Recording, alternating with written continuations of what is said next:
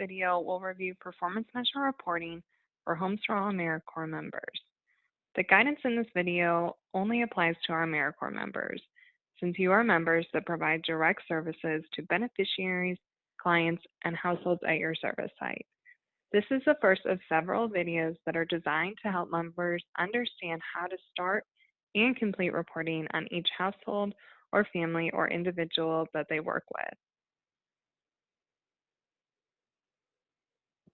All of our members are involved in performance measure reporting because it helps us share the value and importance of AmeriCorps in our communities.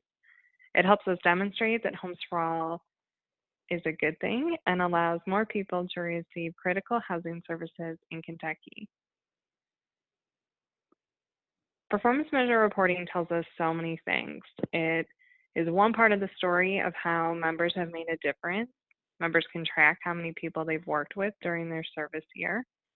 It also tells our sites that AmeriCorps members are a helpful and valuable asset to their organization. They're going to be able to serve more people if they have an AmeriCorps member at their site. We can share with our communities all of the good that AmeriCorps does.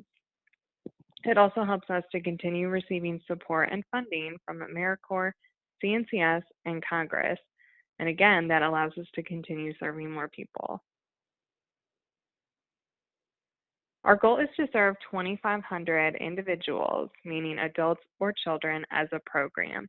This is a collective number, meaning each of you will report on the people and households you serve during the year, but there is no target number of people that you have to report on.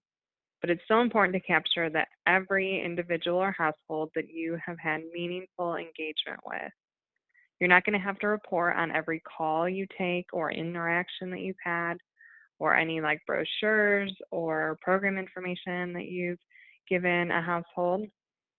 But if you start to provide any services that we describe as an intervention or any of the services listed on the performance measure form, you're going to count that household. Out of the 2,500 people we serve, we are also trying to house 1,000 of them in permanent, safe, affordable housing. This can mean building or repairing our home, providing rent or utility assistance so they can maintain their housing, or if we help them find an apartment or help them buy a home. As a program, one of our other goals is to recruit, train, or manage 550 volunteers. These volunteers can be on a one-time episodic or a recurring more than once basis. Volunteers are counted and reported on if they are volunteers that are providing similar direct services to what you do. Maybe that means they're helping build housing or repair housing. They might be teaching a financial literacy class. It's just anything that's like what you are doing at your service site.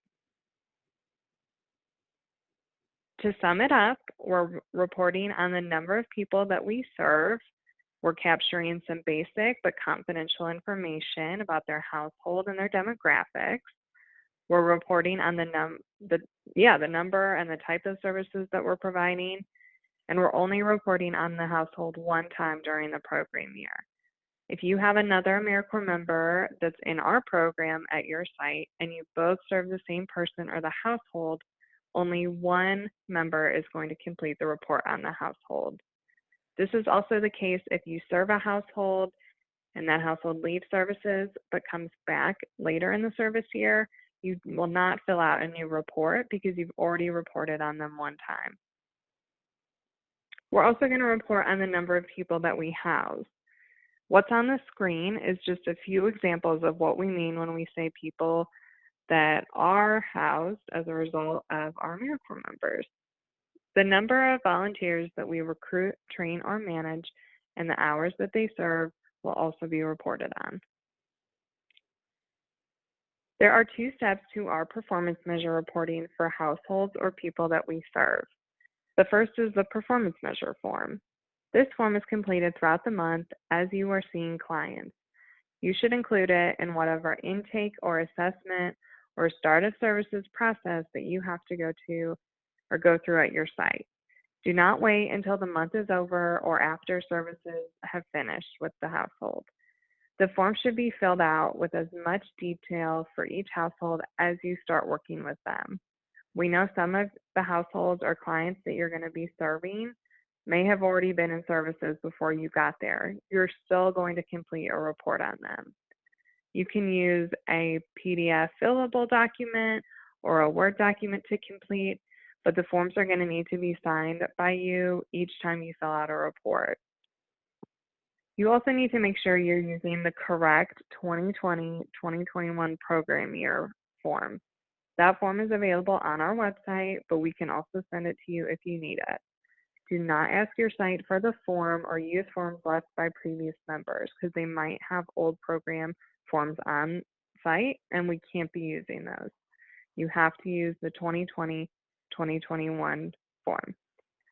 The second step to reporting on households is to upload the completed forms into America Learns. This can be done as you're completing the reports, but at the very least, they need to be uploaded regularly, which is why we have decided on the 15th of each month, just to get that date in your head. You'll have 15 days into the next month to upload all the reports from the previous month. When you add the report into America Learns, there will be a few data entry fields that you'll have to fill out. Our program staff will assess and organize the rest of the data on the report after you upload the form into America Learns. If you are a member that recruits, trains, or manages volunteers, you will fill out a volunteer report on a monthly basis, and that monthly basis will be covered for the previous month. So on the 15th of each month, you'll report on the previous month. The report tracks the number of volunteers, how many hours they served, and whether they are an episodic volunteer or a recurring volunteer. These reports will be submitted either on or by the 15th, as long as it's covering a 1-month period. You'll send that report to our staff and we'll organize the rest of the data. This video is the first of 5 videos, and they're designed to help you understand how to report and when to report and other helpful details of performance measures. The other videos we have made will show you, 1, how to complete the performance measure form, both at the start of services with the household and when or if the client or family unit was housed. The second video will show you how to upload the forms to America Learns, as that's the second step in reporting on performance measures. We'll also explain the different household eligibility and proof of housing documentation options that you see on the performance measure forms, and those are the ones that you can choose from. Our last video will show you how to report on volunteers if you are an AmeriCorps member that recruits, trains, or manages volunteers. If after watching these videos you still have any questions on how performance measure reporting applies to you and your service, you'll set up a time or call either Holly or myself so we can help you work through it.